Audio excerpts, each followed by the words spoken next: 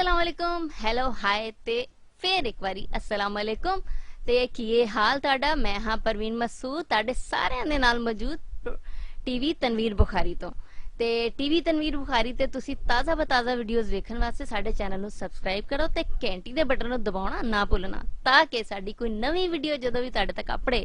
ते तानू ओदा फौरन तो पता लग जाए ते तुसी साडे इस टीवी तनवीर बुखारी दा आनंद माणदे रहो। पाकिस्तान बनों बाद सब तो पहले छपन वाले अपने गज़लई मजमूए विलकनियां विचों एक गज़ल।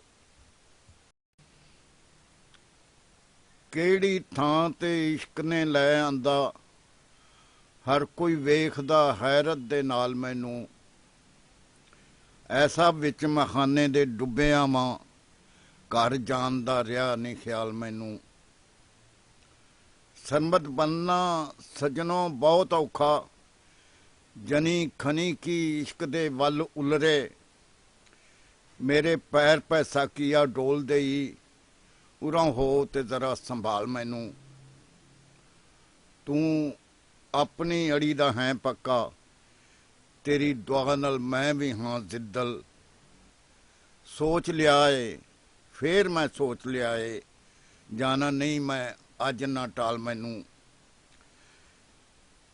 जिन्ने तैनू सिहान लिया सजना ओ जिन्ने तैनू सिहान लिया सजना ओ दोहां जहाना नू भुल बैठा कमली वालिया तेरे तो जां सदके अपने इश्क च कर बलाल मैनू तेरी रमज नू सजना जानने आ इथों उथों दी नहीं परवाह सानू